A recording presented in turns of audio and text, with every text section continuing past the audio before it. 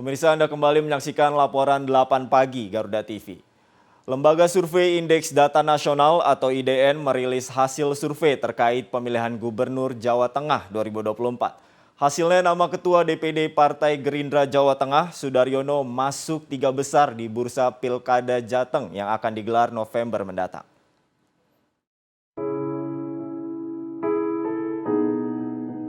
Direktur Eksekutif Indeks Data Nasional atau IDN, Syifaq Muhammad Yus menjelaskan, survei IDN terkait pemilihan Gubernur Jawa Tengah 2024 ini digelar pada 5 hingga 12 Mei 2024 dengan melibatkan 800 responden.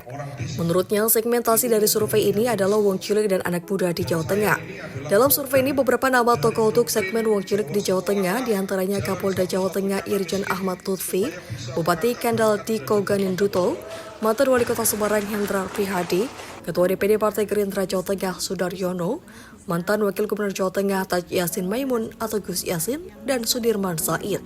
Menurut Syifaq, dari nama-nama tersebut ketika diajukan pertanyaan kepada responden mengenai siapakah yang akan dipilih dalam Pilkada Jateng 2024-2029, 6 nama yang muncul tertinggi yaitu Hendrar Prihadi 19,6%, disusul Sudaryono 15,7%, Taj Yassin Maimun 14,9%, Diko Ganinduto 9,9%, Yusuf Kurlori 9,2%, dan Ahmad Lutfi 8,6%.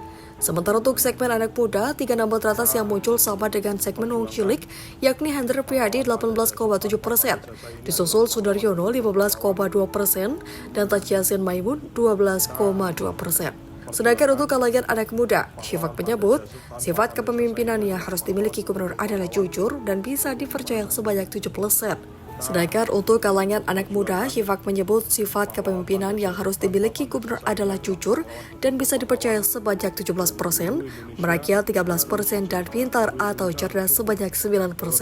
Dengan demikian, 3 nama teratas yang muncul dari hasil survei IDN di kalangan wong cilik atau anak muda, yaitu Hendrar Prihadi, disusul Sudaryono, dan Taj Yassin Maimun. Saya kira itu penting untuk kita perhatikan.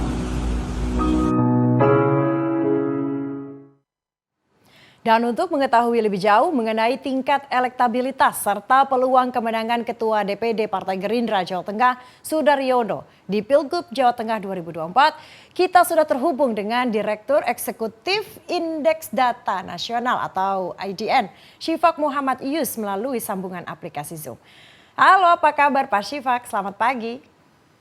Pagi, Mbak. Terima kasih Pak Syifaq sudah gabung di Laporan 8 Pagi. Kita akan sedikit berdialog Pak Syifaq mengenai hasil survei yang baru saja dirilis oleh IDN, di mana elektabilitas Sudaryono ini hampir mengejar Hendrar Prihadi ini, bahkan sekarang sudah berada di posisi kedua. Kira-kira apa faktor yang membuat elektabilitas Sudaryono ini terus melejit?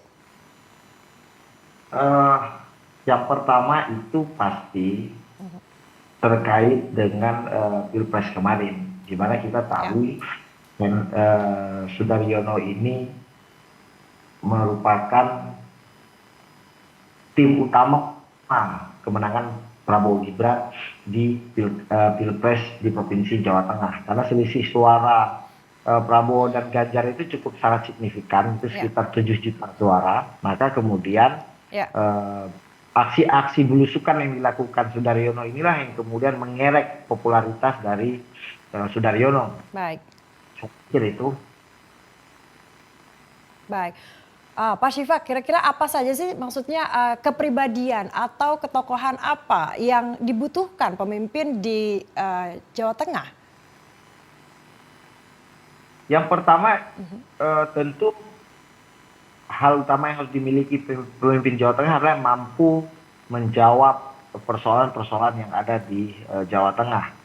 Yang pertama misalnya soal infrastruktur. Soal ketimpangan ekonomi. Jawa Tengah ini kan nggak jauh dari Jakarta, tapi kok infrastrukturnya masih kurang bagus saja ya. Itu harusnya harus diperbaiki.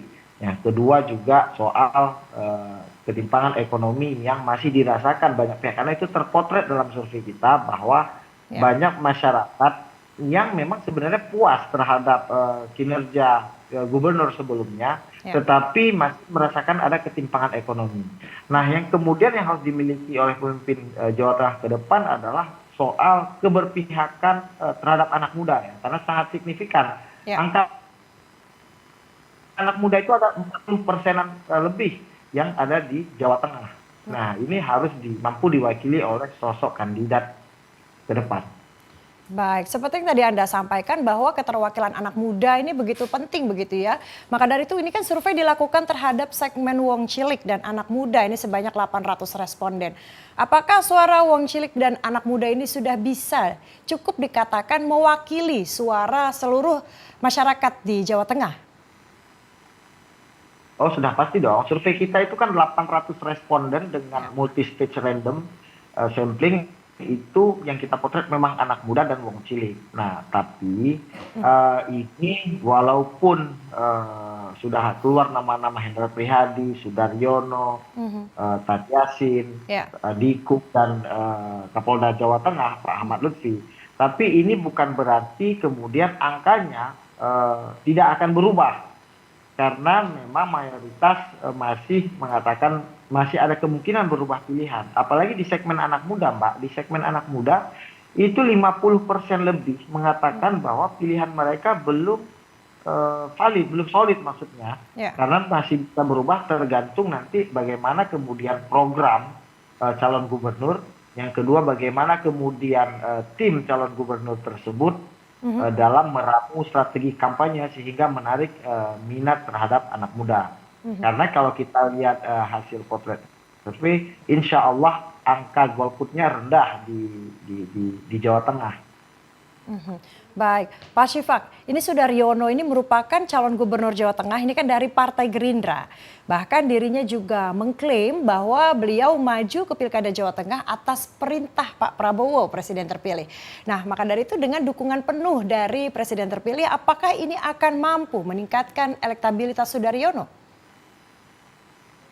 Harus dipahami, saya yakin betul popularitas dan elektabilitas yang dimiliki Sudaryono saat kita potret itu juga tidak terlepas dari kotel efek yang dimiliki oleh Pak Prabowo dan Gerindra. Karena memang Pak Prabowo ini kan bisa menang di Jawa Tengah dengan selisih suara yang besar dari Mas Ganjar kemarin. Tapi harus diingat Pilpres dan Pilkada itu berbeda. Dari pilkada sejak tahun 1968 yang pernah digelar di Jawa Tengah sampai pilkada terakhir kemarin itu belum pernah menang calon yang tidak diusung oleh PDI Perjuangan. Nah ini kemudian menjadi tantangan tersendiri bagi Sudaryono jika ingin memenangkan pertarungan pilkada. Baik, berarti ini menjadi PR besar begitu ya Pak dari Sudaryono karena memang sebelum-sebelumnya ini selalu gubernur terpilih ini yang diusung oleh PDIP begitu. Betul, tapi kandang banteng kan juga jebol 2024 Pilpres kemarin. Gak ada yang gak mungkin kan dalam politik. Ya, betul. Baik, Pak Syifaq, ini kan dari hasil survei Anda bahwa masih ada 22% ini swing voters atau undecided voters yang belum menentukan pilihan. Sebetulnya apa sih yang harus dilakukan, strategi apa yang harus dilakukan ini para calon gubernur ini untuk merebut suara mereka? Ya, persis seperti tadi saya sebutkan sebelumnya. Karena ini kan kalau di dua segmen, baik segmen wong cilik maupun segmen anak muda, mayoritas itu memilih bukan persoalan partai politik, bukan persoalan patron, tapi malah persoalan karena memang sosok calon gubernurnya. Artinya kualitas dari si calon itu harus kemudian yang lebih ditonjolkan. Nah, bagaimana strategi kemudian adalah mampu menjawab melalui program tentunya, melalui visi, misi, dan janji kampanye, bagaimana cara menjawab keluhan-keluhan dan keinginan masyarakat di Jawa Tengah, baik yang tua maupun yang muda. Kalau misalnya anak muda itu kan pokok perhatian utama dari anak muda di sana adalah ketersediaan lapangan pekerjaan, kemudian pemerataan ekonomi. Nah ini yang kemudian harus dijawab oleh calon gubernur berikutnya, sehingga bisa menarik suara swing voters tadi. Dan kemudian juga bisa mengunci suara-suara yang masih kemungkinan sangat besar berubah. Baik, Pak Syifaq, tadi Anda sebutkan bahwa calon gubernur Jawa Tengah ini harus tahu betul mengenai permasalahan ketimpangan ekonomi di Jawa Tengah dan juga bisa mewakili keterwakilan anak muda begitu. Menurut Anda apakah Sudaryono ini sudah bisa dikatakan dengan pengalaman beliau sebagai Ketua DPD Partai Gerindra dan juga dukungan penuh dari Prabowo Subianto, apakah ia bisa dikatakan akan sudah cukup layak begitu untuk menjadi calon gubernur Jawa Tengah?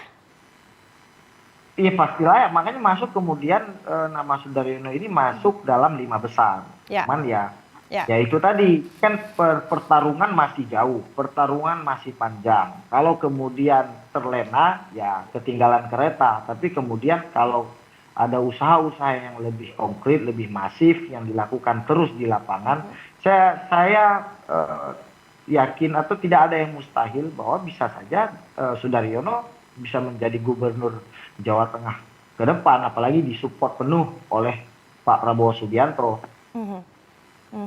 Baik Pak Syifak, Karena terima kasih. Mbak, Ya, popularitas dan elektabilitas Sudaryono ini kan tidak keluar dengan instan, tidak keluar dalam waktu 1 bulan atau 2-3 hari, tapi kan ini proses lama kerja-kerja beliau ketika Betul. memenangkan Prabowo Subianto kemarin. Saya pikir ya ini harus tetap dilanjutkan, Mbak.